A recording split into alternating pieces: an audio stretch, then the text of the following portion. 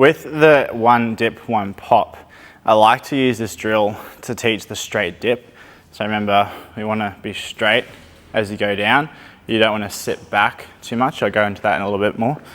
But you want to have a straight dip, and then you want to be able to pop or feel like the legs generate momentum to get the bar off the shoulders. Rather than just pressing the bar straight away, you want to imagine the legs are driving the bar off.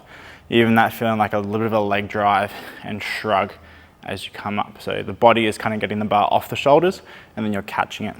But we'll go into that bit later on. So what we want to see is a front rack position. So for me, I have the fingers just underneath the bar. You really want to have this position.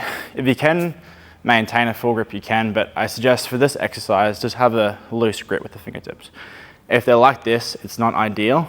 You might need to work on you will need to work on your mobility, but we need to have all the fingertips under the bar for it to work best. So from here, head back, chest up, one dip, straight back, or not really a straight back, but imagine you're dipping down a wall, standing up, and then dip, pop. So I'm not really using my arms at all. I'm really driving my legs and getting the bar to leave my shoulders. One dip, then pop. Again, dip, and pop.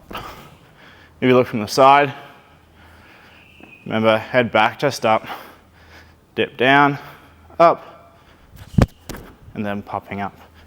This way I'm just using my arms here, I'm just using my legs here, dip down, pop. Even you want to think about a dip and getting that bar to kind of leave the shoulders like that. So this seems really weird. Please be careful of your chin. I'll go into some common mistakes now, but this is a really good tool to teach you to get better at the dip and drive, and to teach you to learn to use the legs. A lot of people press the bar too soon, and I'll go into that a little bit later on.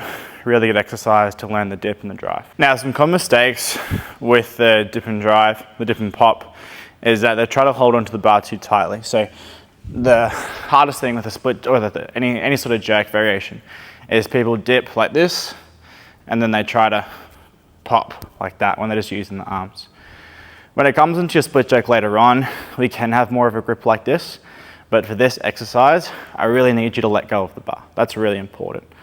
So that when you dip down, you're just having the bar on the collarbones or on the shoulders, and then you dip, pop, the legs and the shoulders are moving the bar. If you look from the side, remember, if your chin is over the top of the bar and you go to dip, it'll be fine, but once you dip and pop, it's going to hit your chin. So remember, look up more, maybe more towards like a little bit higher than your usual eye line. One dip, and then pop. Remember, with that dip, we're not sitting back or we're not going onto the toes. You want to stay flat on your feet, back sliding down a wall, stand up, then dip, pop the bar with the legs. Okay, and dip down, and then pop. We're not using the arms, just getting the bar to come off the shoulders slightly. Really great exercise, again, to teach the dip, to make sure that you have really good form here. So you're getting better at this position rather than sitting back too much or going forward too much.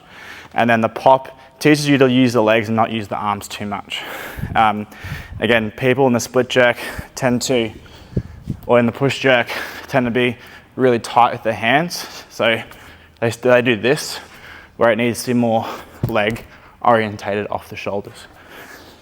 I know it will feel a bit scary to let go of the bar, but that's a good thing. But just please make sure you bring your head back out of the way and lift your chest. I've just seen people knock their chin before in this drill, so just be wary of that.